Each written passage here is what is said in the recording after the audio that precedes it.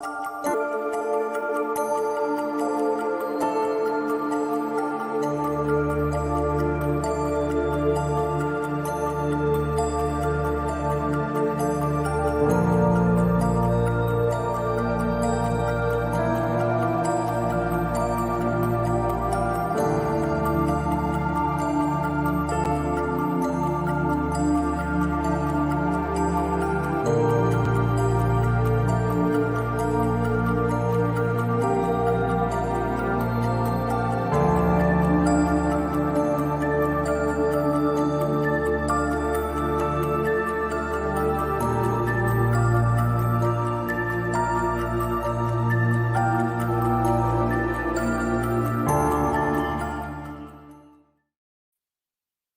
is going on, guys? Welcome to the ThinkComputers weekly tech podcast. This is episode 288, and our podcast, as always, is brought to you by Amazon. If you go to thinkcomputers.org/Amazon and happen to purchase something that gives a little kickback and keeps the podcast ongoing, with me is my co-host Ryan. What's going on?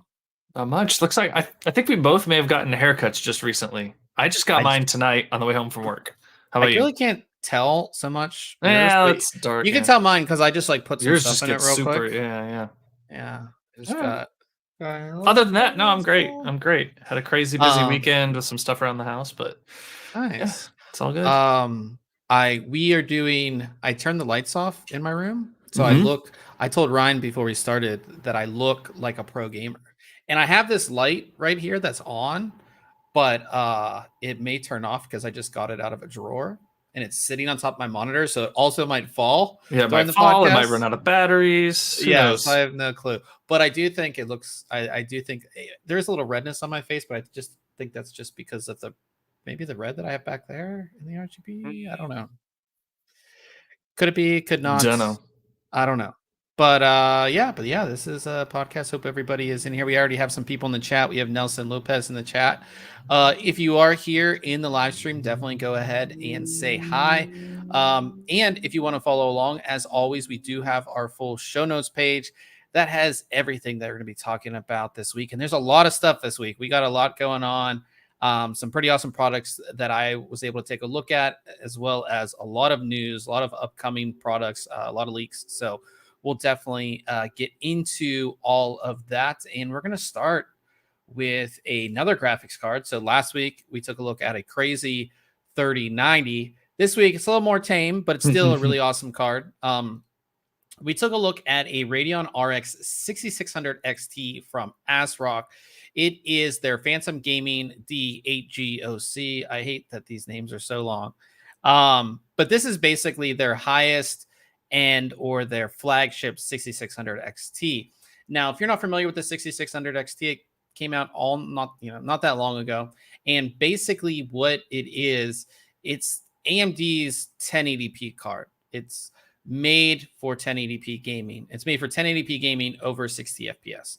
That's basically what it is. And I think ASRock has done a really good job on this card for two reasons. One, it's their highest overclocked 6600 XT, and it's going to be one of the highest overclocked ones you're going to find out there. Even if you compare it to like Asus MSI Gigabyte, it's one of the highest overclocked ones out there, which is really good. So in real world performance, it's going to be like 1 to 3 FPS difference, maybe a little bit more than that, but it's not going to be like a massive difference. But if you're getting that with the card, you might as well get the highest overclock you can get.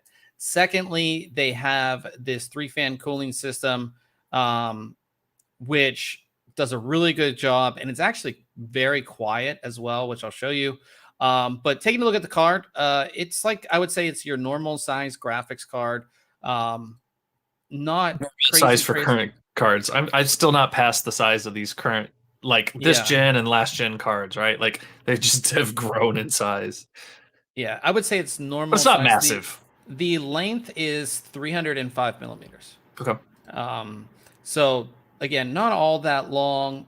It's just like Phantom Gaming. If you're not familiar with ASRock's Phantom Gaming line, it's black and red. So you have kind of mostly black with some red accents. That center fan will light up with RGB lighting, which I'll talk about in a little bit. But you have the 3-fan cooling solution with a pretty decently thick. Heatsink not crazy thick. This card is slightly over 2 slots, so technically is more or less 2 slot card. And it's, if you look at the heat sinks, they're actually connected with heat pipes. You have heat pipes in there as well. And it's going to do a great job at cooling. And it does have a full cover metal backplate, which you don't typically see on this level of card, which is nice to see. So it is metal, and it's full cover. And you also really don't see triple fan cooling solutions. And if we look at the card from the side here, you can see the PCB is only, I mean, it's like 3/4 2/3 of the way. Yeah. So it's, you know, the extra is for cooling, which I think is, I would rather have a card that's more cool over a shorter card in most instances, unless I'm doing it like a small form factor build where I, I would rather have a longer card that offers better cooling. So you have that. The only weird thing about that is that it puts the 8-pin power connection basically towards the center of the card, which is a little weird. And we talked about that with Nvidia's reference cards, that placement of the power connection is just odd. It's just weird. You'd like it towards the end for better cable management, in my opinion. I do like that back plate has the cutouts at the back, right where the PC board doesn't go all the way through, right? Yeah, to allow that rear fan, or that last right fan, to pass that hot air through the card, and it's not just hitting against that back plate. Yeah, I think that'll help out quite a bit in cooling. You don't see that as much. Well, we did see it in Nvidia's new cards. That's why they had that weird PCB design. Mm-hmm. But on a lot of cards, you don't see it because the PCB is the entire length. But if you have a shorter PCB and you still want to have good cooling, it's a great way to do it. And it's good to see that they actually realize thought about that. Yeah. And put the extra, extra cutouts there so the air can pass through. So overall design, pretty normal card. You have your standard 3 DisplayPort, 1 HDMI in the back. You do have a little Phantom Gaming logo here, which will light up with RGB lighting. I'll go ahead and show you guys that. So that lights up, and then you have your center fan that lights up with RGB lighting. That's what it's gonna look like in your system. Like I said, it's for 6600 XT. It's very, very good. The overall design and the RGB lighting. RGB lighting is controlled with ASRock Polychrome Sync. If you have an ASRock motherboard, you're familiar with the software, very easy to use. And as far as performance goes, I think it does everything that it's supposed to do, right? It does 1080p in our testing, well over 60 FPS in all titles, closer actually even to 100 FPS in a lot of those titles, moving up to 1440p. In most titles with very high settings, you're still going to get over 60 FPS, which is really, really Sweet. good. And if you're doing esports titles, you can, if you set the right settings, you could theoretically do 144 hertz with this card, but I think you would want to bump up to a 6700 series card just to have a little bit more power behind it. But overall, I think it's a good card for what you're getting. It beats out a 3060 in most cases. The only downside is that this card does have real-time ray tracing, but it takes too much of a hit to make it worth it at 1080p. It's just not really worth it. It kind of reminds me almost of first gen Nvidia first gen ray tracing. If you guys remember when Nvidia's first cards, the 20 series with ray tracing, we always said it's too much of a hit to really make it worth it. Yeah, to really want to enable it, unless you're playing on what was it, like a 2080 Ti was the highest card, right? Mm-hmm. Yeah. Unless you're playing a 2080 Ti at 1080p and then you turn it on, right? But like this card is made for 1080p, and at 1080p with the ray tracing, it's really not worth it. But again, you don't have to play with ray tracing. All games aren't, it's not a requirement for pretty much all games these days. I don't think any game is required ray tracing to use specifically. So yeah, it has the full suite of everything that you want. But yeah, I think the next generation of ray tracing from AMD is going to be even better. Just like Nvidia, it just takes some time for it to get better, I would say. I don't even know if you want to talk about pricing or anything like that. One, I mean, I think it's worth mentioning, right? well, in this market, I would say. Okay. Okay. So this card basically sits between a 3060 and a 3060 Ti as far as pricing. MSRP of AMD's stock 6600 XT is 379, which I feel is already too expensive for what it is. It just is. This card is $120 over that, which makes it $499, which makes it $500. And again, you're thinking $500. That's like a good deal on a graphics Sounds card like in a this deal on a market. graphics card. How many can I get? Yeah, in this market. Yeah. But you can't find them. I looked on Amazon. There's not a single RX 6600 XT available from any manufacturer. So it would be a great card. I think, especially if you're an AMD fan and like you're gaming at 1080p, this is an excellent card. But even at 379 for the AMD reference card, it's too expensive. Do you remember when like this level of card was $199? It was always $199. Oh, sure. Yeah. And then with Nvidia's 2000 series, we went up in price, but then we went back down in price to, I think, a more for what you were getting. The 30 series at its MSRP, I think, is good pricing. I feel like it's an improvement. I don't think it's probably as good as we deserve, right? Maybe, but yeah, it's definitely better than what it had been. But yeah, this card at their price, the MSRP of $499 is just too much in my opinion as well. Yeah, so I gave the card a 9 out of 10. Check out the review, guys. The reason I give it a 9 out of 10 because I do think it's one of the best 6600 XTs out there. You can't blame ASRock for the price as much, just because the AMD sets the MSRP and then it goes up from there. And the only other thing I really didn't like about it is that power connection in the center of the card. So yeah. That's kind of what I thought about it. So go ahead and check that review out. We have some more people in the chat. We have Kosher Check in the chat. What's going on, Kosher? He sees the case that I'm about to talk about in the background. I believe he also reviewed that case. So we'll just jump right into that. So my other review this week was a case from Montech. It's their X3 Mesh. And I had never heard of Montech before this. Have you heard of that? It doesn't sound familiar. No. At first I thought it was the brand that Fantex has kind of as their side brand, but it's not. But yeah. No, I hadn't heard of it. It looks like a lot of cases I've seen before, though. It just has some of those similar designs with the front panel. And I mean, there's so many cases that look similar to this right now anyhow, but nope, hadn't heard of them prior to this. So a lot of times I don't take reviews from companies that I don't know. A lot of times it's because I know that it's the product might not do well as far as traffic, and like obviously that's how we make our money. And it's an unknown brand. And then I was like looking at it, I was like, okay, 6 fans they look like they're RGB fans, tempered glass side panel. And then I looked at the price and it was like $70, and I was like, okay, let me check out this case and see if it's one of those things where it's like, wow, this is actually a good deal for $70, or this is the crap that I thought it would be. Because a lot of people do that. They don't see Fractal or Corsair or who's another good or like a Thermaltake. You know what I mean? They don't see that name brand, so they automatically think something's just not good. So I was like, let this be the test for me to see if it's good. So this case, as I said, you get 6 included fans. They do have lights in them. They're not technically RGB, which we'll get into in a second. Tempered glass side panel, support up to ATX motherboards, support for up to 4 hard drives for $70. Does that seem like a good price, you would say? Yeah.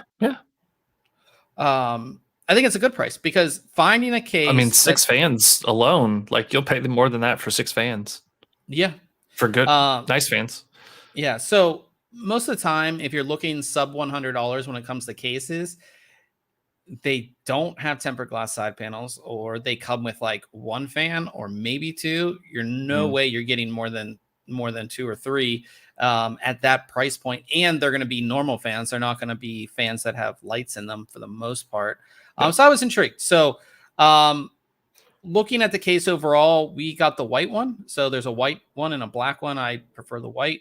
And it has a very interesting design on the front, much like the Meshify series from Fractal Design. I think a couple companies have, I guess, not ripped off, but it's similar. They're just making the front mesh look a little bit more attractive than just a flat panel with some holes. Yeah, I agree. Just a flat panel. So you have that. You pull it off. You have your 3 fans. What's interesting about the fan placement, is that they're actually installed on the outside of the frame, which is odd because if you look at the case from the side, I have a side picture. If you look at the case from the side, it has these vents in the side, but those vents are basically useless if you have the fans mounted on the outside of the case rather than the inside of the case. So keep that in mind. Is there room for them behind, like on the other side of the front panel, though? Like, could you move them? Yeah, I believe so. I don't remember. I believe you can. Let me go to the inside pictures. I'm pretty sure there is room. Yeah, it looks like there's space there where you could. I don't have a picture of like the swap them around. That'd at least help you take advantage of those side intakes a little better. I guess. Right? I guess you could technically maybe have room. I don't. Oh, I see that bracket right there at the bottom, Mike. Yeah, but you would need to install them. I guess you could install them from the front. Yeah, I guess the thing through. So I guess you could, but that's again a lot of extra work that you don't want to do. You have 2 fans up top. So the 3 in the front are 140s. There's 2 in the top, which are 120s, and there's 1 in the rear, which you can see right here, which is also a 120. And again, you have the tempered glass side panel, which actually is quite nice. And it opens, it has this like little piece of fabric right here, and it just opens up. It's held into place with a magnet, which you can kind of see right here. Very easy to open, easy to access. You don't have any of those bolts on the outside of the panel. And what's really great about this panel is that it's fully removable. So you can fully, it has a hinge design, so you can fully take it out, which is great for when you're doing your installation. Again, you don't expect that stuff on a $70 case. Yep. So you have that. The opposite side panel is just a normal steel panel. And I do have to say, as Kosher says it in the chat, Chinese steel, this steel on the side panel and the motherboard tray is thin, and you can like flex it a lot. So you have to keep that in mind. Those motherboard trays on cheap cases, man, you can tell that like that little difference in that thickness of the steel really makes a difference when you're doing a build in there. It makes it the difference as far as the flimsiness or the sturdiness of the case goes. Yeah, so you have that. What else was I going to talk about? Oh, so you have these. So this is interesting too, which I think this is just like a basic design. You know what I mean? So you have these 2 fan mounts right here. This one, I guess, would sit on top of your power supply. And, and there is like an intake for your power supply, but again, your power supply is covering it. There's no intake below this. So this fan right here is basically pointless. This fan placement here is basically pointless. Just something to, and again, I haven't seen this on cases in a while, but a lot of less expensive cases, these are the IO covers that once you remove them from, you bend them off. Once you remove them from the case, you can't use them again. Oh, yeah. So, not a fan of that. Yeah. So if you're doing a build in this, make sure you line up your graphics card first before you take these off, because you won't be able to put them back on, and you will have a hole in the back of your system. Another really interesting thing about this case is when I opened the back up, I saw this. So the fans on this case, all of the fans, they're all Molex only. If you're new to computers, or it's not often you see Molex connections anymore. They're these big hunky connections that you see right here. They're a pain to put together, as well as a pain to take apart. Once we move to 3-pin for fans, or even once we move to SATA power connections for a lot of stuff, a lot of people were happy, because I've broken so many of these, taking them apart or putting them together, and the pins like come out of the body, and then you got to try and get them back in, and then they never want to fit correctly. Yeah, Molex connectors like just need to finally go away, and I'm surprised to see a case in 2021 that powers their fans with that. Yeah.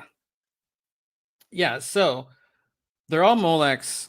And they're all connected together like that in daisy chain, and that's interesting to see. So basically what that means is that the fans are going to run at the same speed all of the time. You have no adjustment. You have no 3-pin connection that you can connect to your motherboard or a fan controller that will allow you to control the fans. But they have done something really interesting. So what they've done is they've actually added 3 more Molex connections at the end. And these are for powering the LEDs that are in all of the fans. And the way that they're able to do that basically is this is a circuit, and then there's a small button on the top of the case that closes or opens that circuit, which is actually pretty interesting way to do the lights, which we'll talk about. But it is, again, like I had to go find my power supply box that my power supply came with and find, because I don't use Molex anymore. Like I had to go find a Molex the modular cable. Yeah, so I could use that. But you do have 2 removable hard drive mounts. These are for 2.5-inch hard drives. They are metal, but the thumb screws are like very cheap plastic around the actual thumb part. Like they're not normal, all metal thumb screws. And then you have a cage at the bottom that will support 2 drives, one in the cage and one above it. So 4 hard drives, like I said, power supply, you can fit. You're not going to fit the longest power supply in here, but which is nice is that you can fully remove this cage if you needed a longer power supply to fit in here. So overall, not horrible. Installation was very easy, very straightforward. Even this being a small case, which I didn't even talk about, the actual, I guess you would call it, length of the case is, let me find, like, it's very, very short. It's one of the shortest cases that I've ever reviewed, which is fine, because I think a lot of times if you're doing a simple build, you don't need all that space. If you're not adding, again, here, you're not adding water cooling, you're not, you don't need all the space. It's very, very short. But even though it was so short, doing my installation, normal ATX motherboard, I still have a decent amount of room in there. You know what I mean? And I was able to get my motherboard in no problem. I like all the room above the motherboard as well, right? Because a lot of times you're trying to get that CPU power connection in there, and you're bumping up against the top of the case or the fans, right? It looks like there's plenty of room to get that connected and route all your fan cables and everything. I appreciate that, and gives you enough room to put in like an all-in-one, or I'm sorry, an AIO cooler with the radiator at the top. Yeah, I like that. There's 2 issues that I had with installation, as far as just like, one, when I got the case, not all of the standoffs were installed.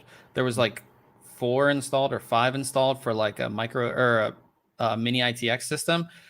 They do include all the standoffs that you need, but they don't include the little standoff tool that makes it easy to install standoffs. So like, I just think, like, for first time builders, it's going to be annoying to put those in, especially if you don't have the tool. I have the tool because I review cases, but if you don't have that tool, you have to use like pliers to really get the standoff in there correctly. And once you get everything in, there's no cable ties included with this either. So like all of these cables together, that's like how the case shipped. You can see like my other cable over here just kind of dangles because I have no cable ties that are included with the case. And again, I could use my own, but I didn't want to, just to show you, look, I mean, because look at all these there's all these tie down points that are on the case. Usually you get like 5 or 6 zip ties or something, right? In the little accessories bag. That stinks. Yeah. So no cable ties, which again, most people might have some, or you have some Velcro straps. Velcro straps would go in between. There's ones that are covered over here, but they would go in nicely, and it would be great. But none of that. So, but overall, like, if you look at the build when it's completely done and lit up, and again, it is, if you guys can see, I mean, it's behind me. You can see how lit up it is. I mean, it looks very nice right there. But like, it looks great. It's a simple build. Our build came out nice and clean. No issues, really. I know you don't like the little cutout there on the power supply, and neither do I. But overall, it's a, it's going to look like a nice system. There's the front with the fans, and it's going to look really good. Talking about the fans, I want to talk about the lighting. So this looks like, what does this look like? This looks like a rainbow wave RGB, right? Yeah, But like a pastel. Yep. Yeah, but it's not. What it is each fan, it's going to be hard to see. It was hard to take pictures of it to actually, but each fan has red, green, and blue LEDs in them. That's it. And those fans and those LEDs are either on or off, and they don't do any circular, nothing. They're actually LEDs. They're not RGB LEDs. So again, you have a red, a green, and a blue, and they're on all of the time. So it gives you that look of like an RGB kind of wave thing, but it's not technically RGB, which again is fine because I think the case, I mean, if I can, it looks great, right? I mean, it's sitting there running, it looks good.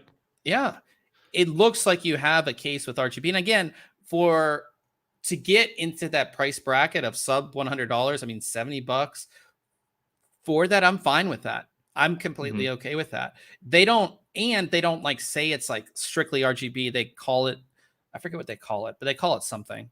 There's no effects. It's not like Corsair fans that have all the effects or any of that.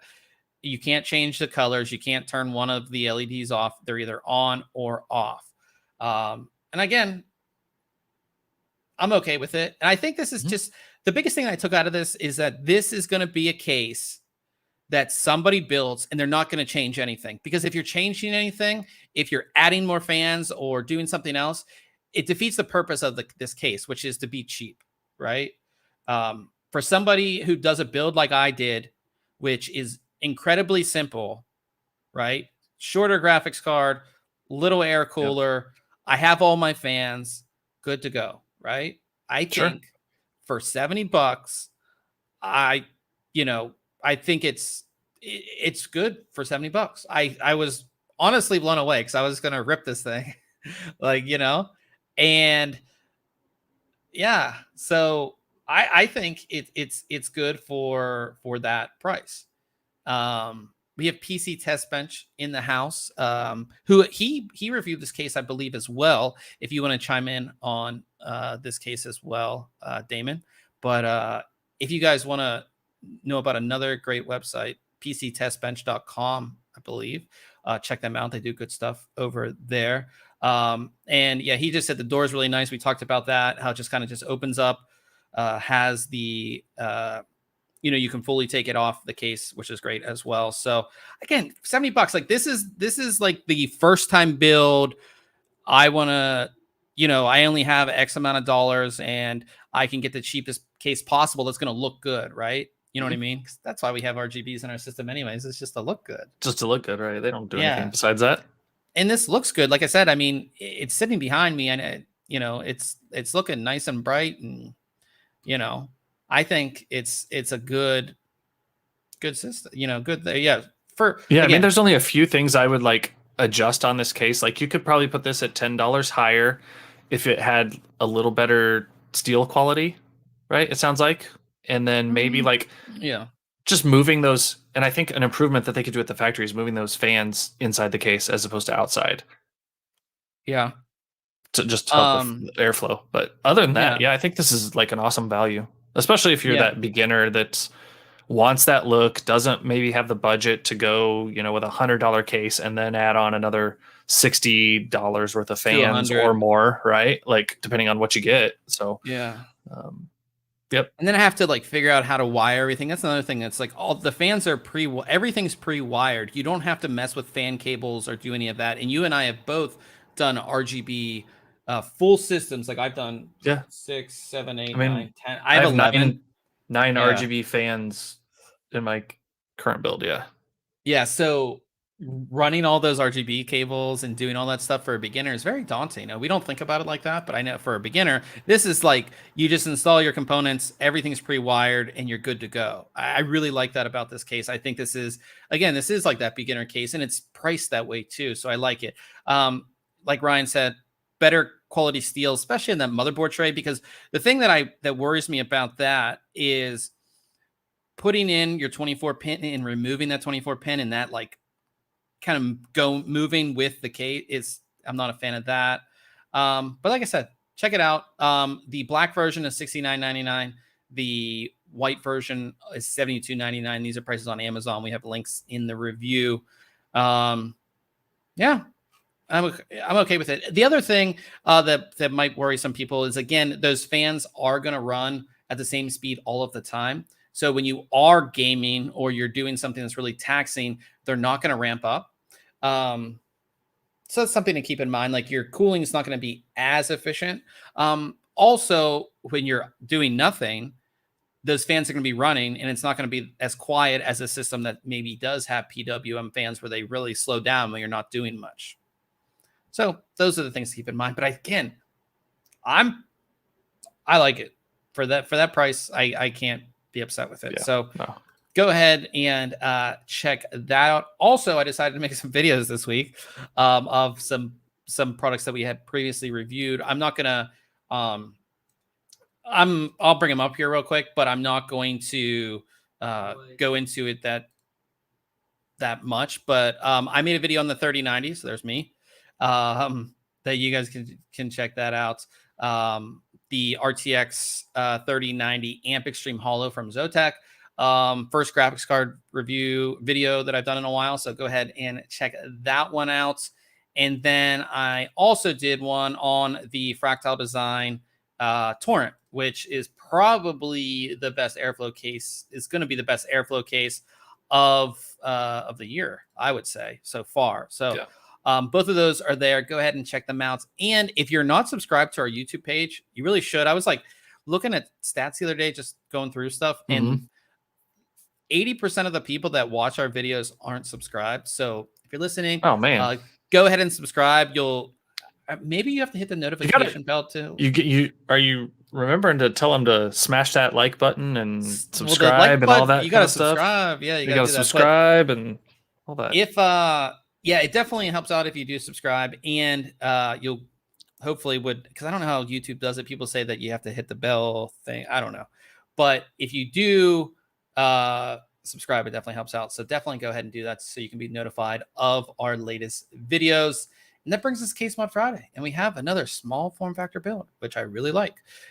This one is from AK Tech and Mods. It's called Bluebird or BB, and I guess you can kind of see why it's called that. Just very small form factor system inside the, what case is this?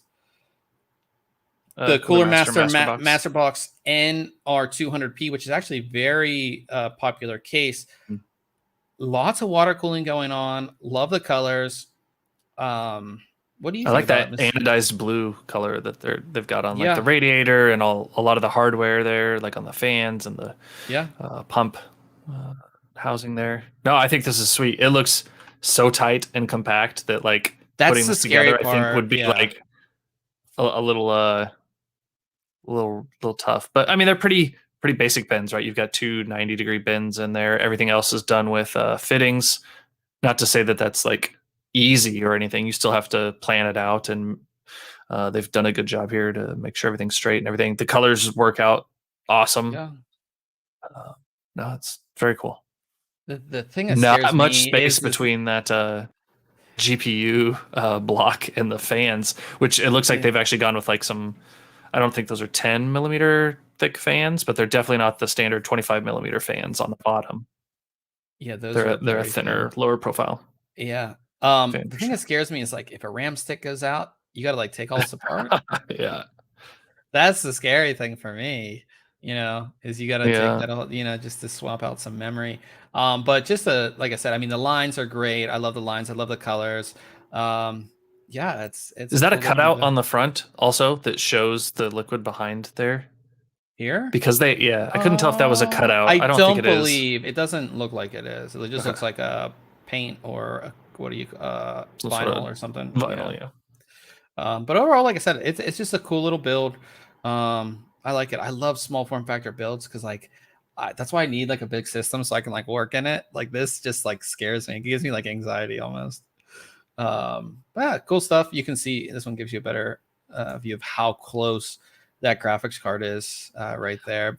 And I'd love to do some of this work, like these custom back plates and all that, but man, I don't have the equipment to do it, the time. So I'm jealous of those folks that have access to those tools and the time and creativity Yeah. to do some of Yeah. this stuff. Yeah, so go ahead and check this out. We do have a full section of Case Mod Friday builds, as I say every week. You can just browse through there. You can browse through there for hours to get some, inspiration and check out what's kind of going on in the case modding scene. But that brings us to news, and I guess this week was more or less this past week was more or less Alder Lake Z690 leak week because it's Bleak week, all, huh? yeah, it's all kind of what it was. First, somebody leaked the chipset diagram, which is kind of interesting to look at. The big thing is PCI Express 5.0. And it's your typical 1x16 lane or 2x8, which is what we typically see. Yep. But it says for graphics and Intel SSD. And I didn't even think about this when you see PCI Express 5.0, obviously you think about graphics cards first. But when I saw this, I was like, Intel SSD, that means even faster NVMe drives. So that's going to be And like pretty. Gen 4 is already fast. Like, let's go Gen 5. Yeah. And the chipset will support both DDR4 and DDR5, which we have a lot to talk about with that as well.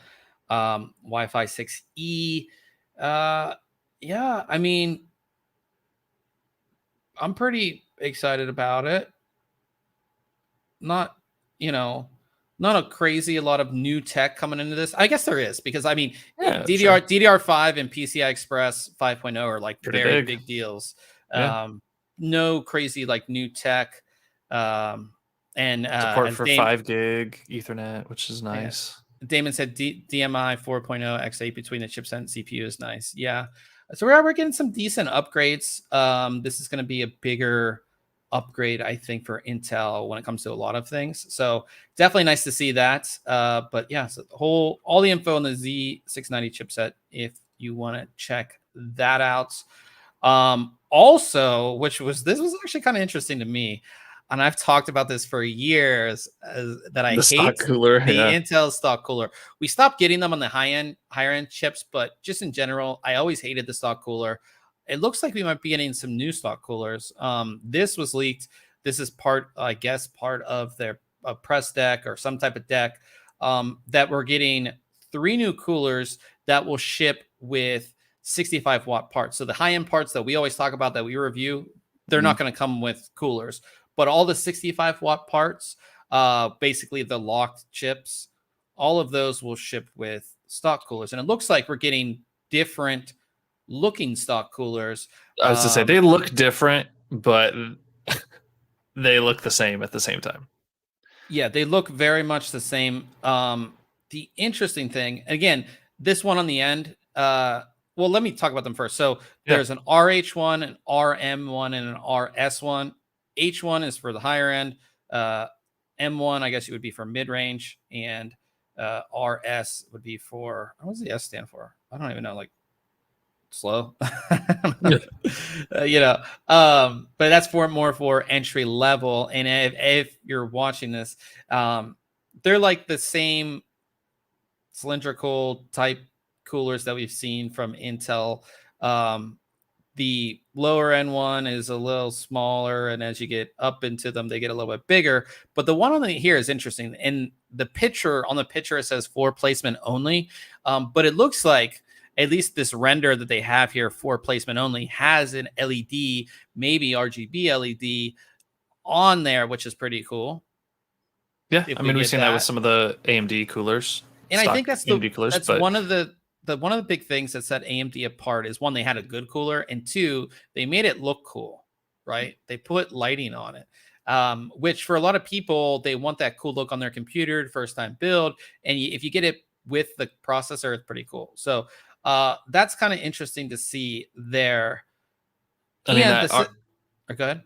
I was gonna say that RS1, like if you look at it closely, the lower part looks like almost identical to the stock Intel heat sinks we have now. The silver pieces there that are kind of in between the black fins. It's like they just kind of added on an addition there and changed the mounting mechanism and the fan blades a little bit, which is kind of disappointing. But anyhow, well, the mounting mechanisms for the two lower end coolers do look the same. They're the push pins, which I hate, which are horrible, which I'm not a fan of. But if we look at the higher end cooler, it looks like it uses some type of screw type locking mechanism that could have a backplate that it connects to, right? I sure hope so. Or either a backplate or some sort of mounting hardware on the top of the motherboard for this to screw into and mount. I think AMD has done it right. With the AM4 mounting. So maybe we'll get some similar. That's kind of interesting to see. Again, for people buying their top end coolers, all the K models and the KFs, you're not going to see this because those are unlocked. But anything 65 watts will come with one of these new coolers, apparently. So that's kind of cool to see. So we'll keep you updated on that high-end cooler. Again, it'd be kind of cool to see them kind of compete with AMD in that space a little bit. So we also have price leaks. So I guess these are prices. Again, this is all speculative, and this was pulled off a website called ProVantage. But they have all the chips listed that are coming out. So at the low end, i5 12600K, $288. On the highest end, you have the i9 12900K at just over $600. Seems about right. Any of these prices stick out to you at all? Pull it up on the screen, but hey, I was looking at it in another tab. Do any of the prices stick out to me? I don't know. Not necessarily. I think we were expected to see a $100 price increase based on how prices are going. Yeah. I think I assume that these price hikes are probably semi-related to the chip shortages and just general tech world and availability in general. So yeah, I'm glad that's as high as those price hikes went, if these are accurate. I would hope so. Yeah, we'll see. But prices are there if you want to check them out. Yeah, I'm not all that I'm not like crazy surprised at the price. It's kind of what we expected. So we have that for Alder Lake. We also have somebody who was benchmarking a i5 12600K, and they were benchmarking an AIDA64 with DDR5. So it's basically DDR5 benchmark. And I know these are really hard to see because the screenshot is so small. But typically with high-end DDR4, as far as the read, the write, and the copy speeds, you get between 50 to 50,000 to 60,000 megabytes per second in AIDA64 on my testing. That's with like 3600 up to 4,000 megahertz. On this with DDR5, which seems to be running at 4500. Oh no, I'm sorry, that was the CPU clock. It's 6400. Yeah, which is crazy. You're getting for the read, you're at 90,000. For the write, you're at 88,000, and for copy, you're at 77,000. So a nice bump up in performance for DDR5. So that's kind of exciting to see. I definitely like that. So yeah, I'm excited for DDR5 for sure. Faster speeds. And again, when it first is the entry, it might not be double the speed yet, but as it matures, we're going to see a lot more, which again will be very, very nice. Also, the EEC, which is basically, would you call the EEC like the FCC here? Maybe no, maybe not quite, because FCC is much more regulatory. Customs. Yeah, maybe closer to that. Kind of a combo, I feel. Yeah. Well, so when you want to sell product in, what countries does this even cover? The EEC. I don't know. Whatever countries the EEC covers, in order to import a product, you have to, it has to go through the EEC, and all of the EEC data is public. And this is how we've got information for graphics cards, motherboards, all kinds of stuff, because this stuff is public, and there's people that dig in their public website and find these things. So they found this one. This must be Russian, because this looks like Russian tech. There's quite a few countries, like Armenia, Belarus, Kazakhstan, Kyrgyzstan, Russia. Yeah, so it looks like Asus is going through the process of importing all of their new Z690 motherboards, and basically we have a listing of the whole slew of their motherboards, and it's the usual suspects.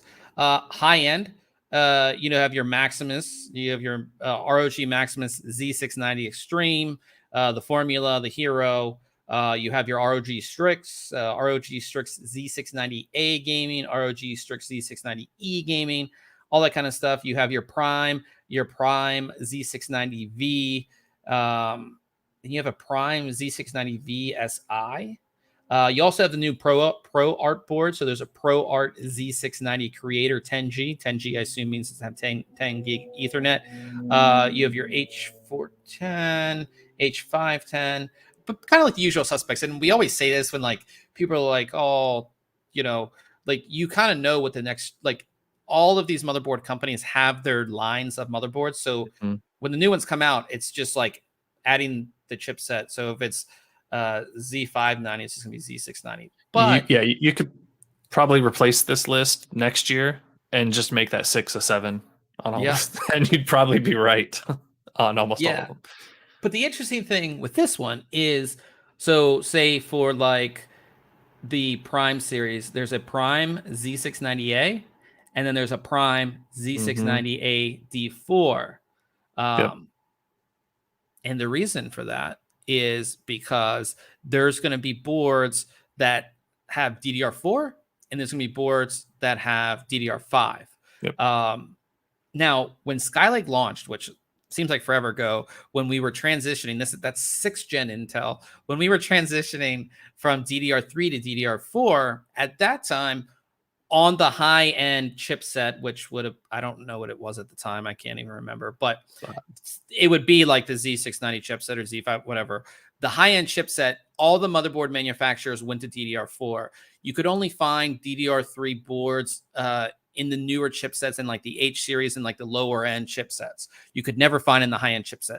Basically, all the motherboard manufacturers are like, people are going to buy DDR4. But DDR5, it seems like on the high-end chipset, you're going to get 2 boards. One's going to be DDR4, one's going to be DDR5. And I think the reason for that is going to be price and availability. A lot of people are going to want to upgrade. They still have DDR4. They want to use it in their new system. When DDR5 comes out, I assume it's going to be decently expensive. I assume it's going to be harder to get.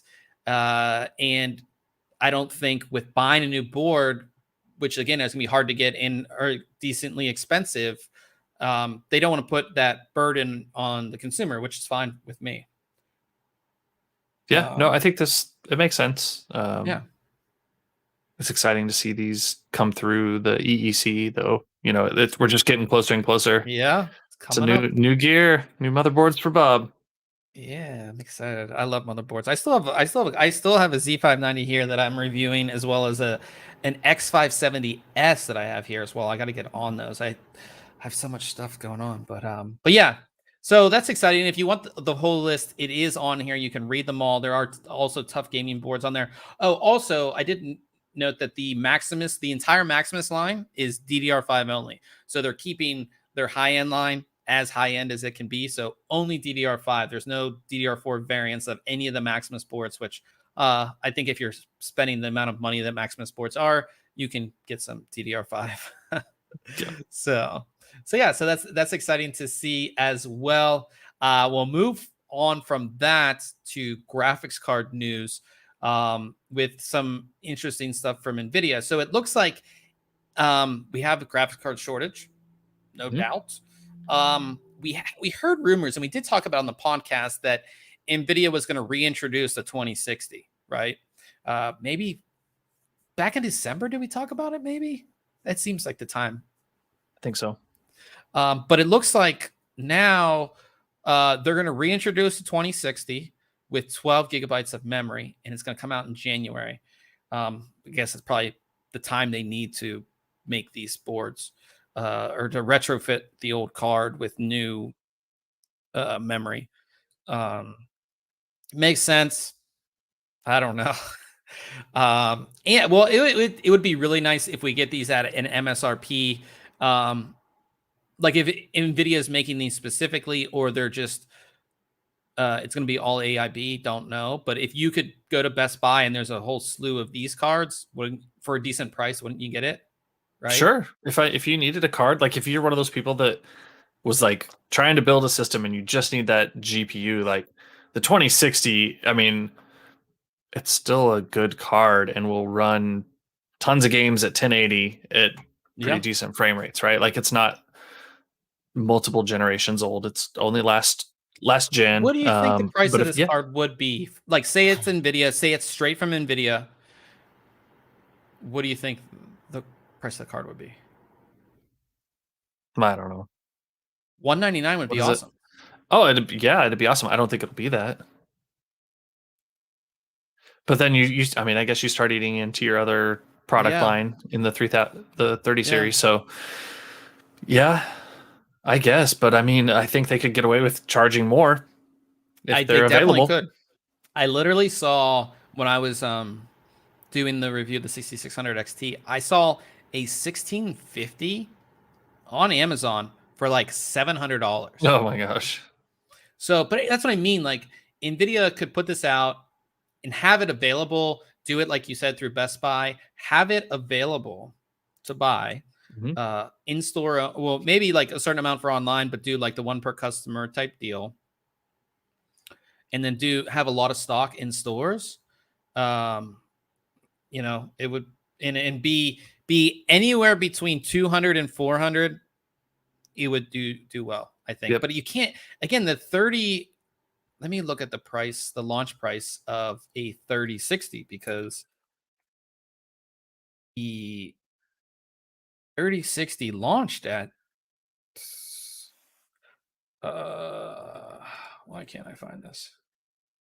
I mean 3060, right? Like MSRP for whoops, where'd it go? That's weird. Why can't I show it here? So the 3060 Ti is 400. Yeah, so a 30.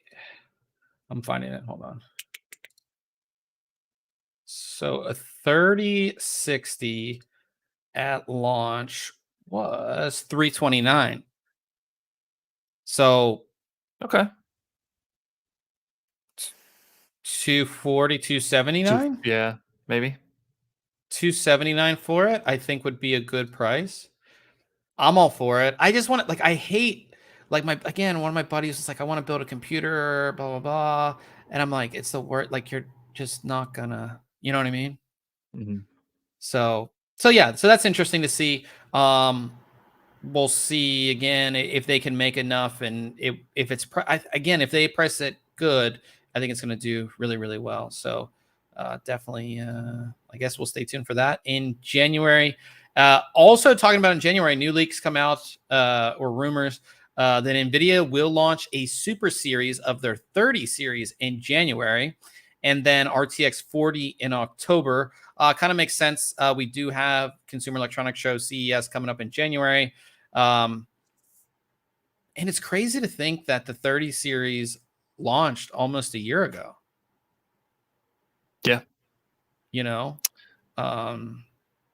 So I mean, I think the Super Series release for CES definitely makes sense. And then it just feels kind of bad, like knowing the 40 series is just coming up in the fall.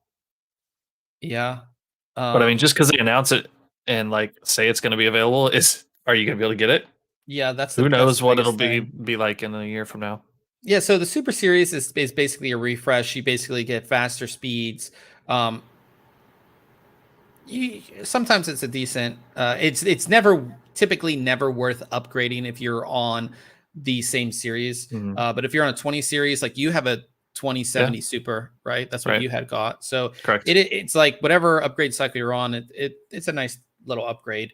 And then in October, we would see the 40 series. But again, that's just all speculative. Again, this Super Series is also nothing official from Nvidia, but it's kind of expected. I mean, that kind of is the smart time to at least announce it. So we'll see how that goes as well. Also, really interesting. I love these things because, again, I love mysterious hardware, a hardware that like hardly anybody can get. So when the 3080 Ti came out or was being developed, it was supposed to have 20 gigabytes of VRAM, but then they crapped that. And how much did they put on it? 12? I forget. Yeah, 12. Yeah. So they put 12 on it. Well, a lot of those cards and that was like the last minute they decided, oh, that's going to run too much into our 3090. It's like it's too close, so they bumped it down to 12. But a lot of these cards were already made. Like they were already made with 20 They'll do gigabytes something of with them. VRAM. And it looks like a YouTuber out of Russia got his hands on one, a gigabyte one, and he was running it through tests. And he was able to he basically see how good it was at mining Ethereum. And yeah, it does it so well. It's 63% increase at mining Ethereum over the low hash rate 3080 Ti 12 gigabyte. So okay, that makes sense over the LHR version. Yeah. But it's just like so cool to see like this like mysterious hardware just like pop up. Like, you know, what happened to these cards? How did this person? Yeah, get you'd think them? that they'd be like stuck off in a lab somewhere, like at Nvidia, Yeah. or they're just like, all right, we're not going to make that SKU. You need to destroy these cards, type of thing, right? Yeah. Or just disable the extra memory that's on them and sell them as a standard card. Yeah. So that's kind of interesting. If you want to see the video, we have it linked here in the article. Also talking about games and or gamers and graphics cards. We've been seeing we saw a couple weeks ago or maybe a month ago about somebody who got a graphics card where all of the thermal adhesive still had the stickers on it. And now gamers are seeing that the actual the thermal pads aren't put on correctly. This picture, you can see that the thermal pad either fell off or something. It was put on crappily. So it went over into where the GPU is. And obviously, these thermal pads aren't really made for the temperatures of the actual GPU. And you can see what's happened to it, which is just never good. Well, that one you can see there is like the threading inside of that pad, right? Yeah. So no bueno. That's pretty bad. Also in this picture, we can see where there's just no thermal pad on the memory, which will cause a lot of issues in game. You can cause stuttering. You can have a lot of issues. And people are seeing these, and this is an Asus card. This one, it's just like, I don't know if just like getting back to work after everything, the cards just aren't like the workers. I mean, this, if you go on, there's like a Reddit thread with this, and like a lot of people are complaining about these issues. Well, and even there, they didn't even circle a spot, but on the right side of that heatsink, should there be a thermal pad along that far edge as well to mate up with some of that power? Yeah, maybe. Yeah, I don't know. But the biggest problem with this is like card availability, right? So say this person didn't notice this and it just, I mean, you could easily break the card with it overheating. Then getting a replacement. How long is that RMA going to take? 6 months? Yeah, maybe. You know what I mean? That's the more upsetting thing about this than anything. I mean, I know we had some issues, like what was it? EVGA had some pretty major issues with some of their recent cards. I didn't kind of follow up on what those turnaround times were, but hopefully, yeah, folks like that can get them swapped out pretty quick. Yeah. So, but moving on to gaming, we do have Far Cry 6 coming out. And AMD, this is an AMD game.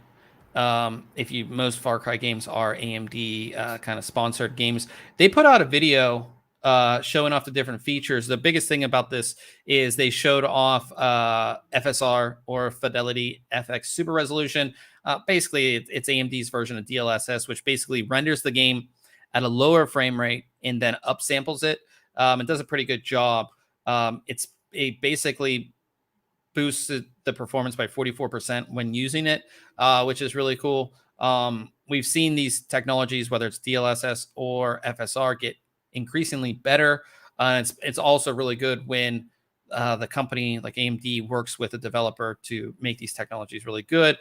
They have the video. If you're interested in Far Cry 6, this shows some different stuff in Far Cry 6 as well.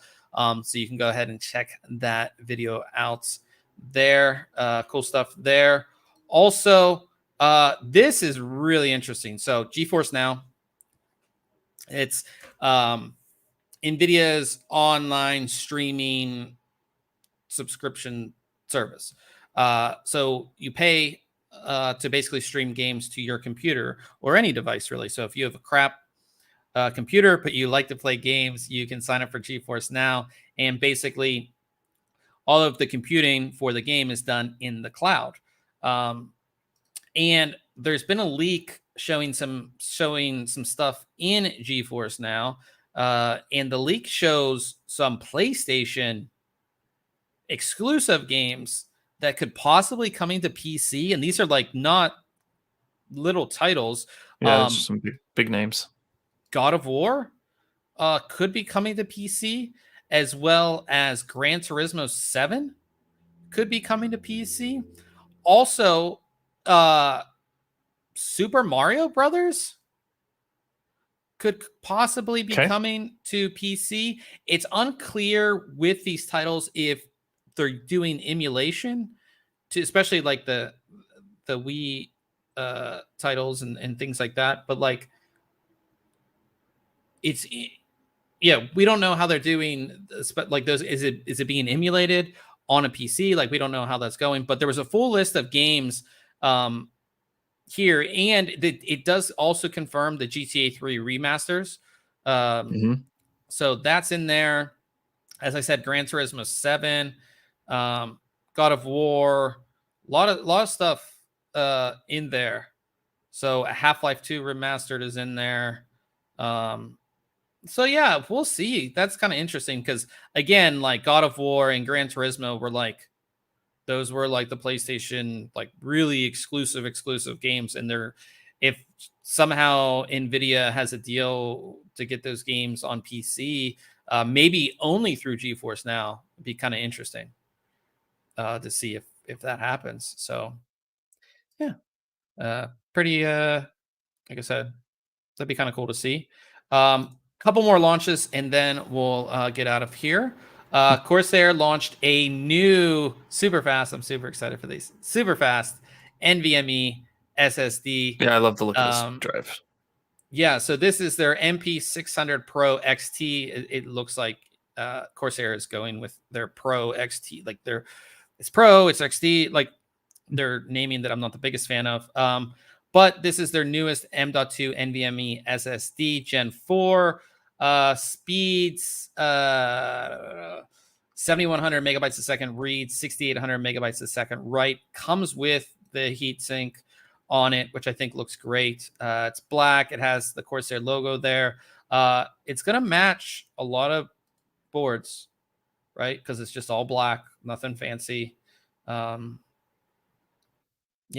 I like it. Yeah, I saw this and I was like, okay, this might be the drive that gets me to switch over. And it's sad that it's like because of aesthetics, but I love the look of this. Yeah, I think it'd be even cooler if that little Corsair logo was RGB. Yeah, that's a very Corsair thing to do too. I'm surprised it doesn't have that. You could fit a couple Capellix RGBs on there. Yeah, you gotta tell them. Yep, get right on it. Yeah. Nelson said in the chat. Well, first, Damon said, I wish Infamous would come to PC. Yeah, it's interesting because, like I said, the GeForce Now, that's going to be really interesting to see, because if they're doing things like Mario and then like Gran Turismo, like, could they make these deals where it's like GeForce Now only. So it's not technically PC. You have to be in GeForce Now. I think that's kind of what possibly could be happening with those titles. You know what I mean? So, or like, because they're PlayStation exclusives, maybe like Sony's like trying out the PC thing. Like if it does good on GeForce Now, then they maybe could do a PC release down, we don't know. And then Nelson said about the M.2 SSD, he says it's a stealth M.2 for you. No one will see you. Yeah, it's a pretty sweet looking drive. One of the better M.2 drives that we've seen for sure. And then talking about good looking, EK announced their new Quantum Vector RTX 3080 and 3090 FE full metal water blocks. And Ryan, you're the water cooling guy. What do you think of these? They're kind of, I don't know if I'm a fan or not. Right. They're just so like, I don't know, industrial looking. That's why I kind of like them. Okay. Yeah. They're all right, but they're not my favorite by any means. Okay. But yeah, these are newer water blocks from EK. I like the design. Again, not everybody's cup of tea, but I think they're pretty cool. These are available now. $289.99 for the 3080, $349 for the 3090. Pretty interesting stuff. So go ahead and check that out as well. And then Damon said, I hope they sell the metal terminal for people who bought the first round. Yeah, so he's talking about the terminal there on the end, which is built in. So most blocks, the terminal isn't built in like that, right? Like as part of that. What do you mean? So like, well, okay, he said, I hope they sell the metal terminal for people who bought the. Oh, so the first round must have looked a little different or had like maybe acrylic or something. It'd be cool if you could swap that out. Yeah, it's removable. Yeah, those 3 like Allen screws. Yeah. And that'd be cool. Talking about, I know Damon does a decent amount of mods. Like you could take this out and kind of customize it as well, right? Yeah. That'd be kind of cool. You can kind of do whatever you want with it or something like that. I don't know. Just thinking. But yeah, cool stuff there as well. And that is the news for the week. Coming up next week, I'll be taking a look at a brand new air cooler. I actually like air coolers quite a lot. I am the air cooler guy. I'll be taking a look at Deepcool's newest one. This is a big boy cooler too. This is their AK620 dual tower, dual fan, really kind of like interesting design, not overly flashy, kind of like all business, as you can see. So handle thermal loads up to 260 watts. So I'll have that for you next week. Also taking a look at a monitor from AOC, their G32 GZ2ZE. Go on. These monitor names. This is a 32-inch 1080p monitor, but it's 240 hertz. Cool. So yeah, so I'll be excited to take a look at that. It means I got to play some games. So I'll be, excited to that. It is curved as well. So yeah, I'm excited to take a look at that and play some, get some, whenever I review monitors or any like gaming hardware, I'm always like, yes, I get to play game, or not gaming hardware, like gaming accessories like mice and keyboards. So I'm like, I have to test it like while gaming. So it just gives me excuse to game. So yeah, valid excuse there. Yeah, so excited for that stuff next week. As we come to the end here, we talk about tech. We talk about if we did anything cool this past week. Did you do anything recently? I don't think so. No, I was busy planning for 2 kids' birthday parties over the last weekend, and that kind of took up our time, and just been busy with work as well. So that's nice. Nothing. Yeah, nothing crazy. I'm trying to think. I mean, just working on reviews and stuff, but nothing tech wise. As far as like, and I haven't like really watched any movies lately. Nothing. Just boring life over here. So yeah, guys, we'll go ahead and wrap things up. We will be gaming over on Twitch tonight. Of course, we do that every night we do the podcast, which typically on Wednesdays. Twitch.tv/ThinkComputers. Go ahead and go on over there. Ryan will have the stream up here pretty soon. Yeah, I'm pretty excited to play some Apex. You gonna You gonna do good Yeah, tonight? I hope you updated because there's new I have fast internet. new event. Too. Fast internet. I know. Yeah. Fast internet, slow computer. Yeah. Oh, we'll be over there, so definitely hop on over there. Thanks to everybody who came out, who is in the live stream. Of course, everybody that listens later. If you do want to listen later, obviously go ahead and subscribe to the podcast. And as I said earlier, subscribe to the YouTube if you can. It definitely helps out. So we will see everybody. If you're going to watch this game, we'll see you over there. If not, we'll go ahead and we'll see you next week.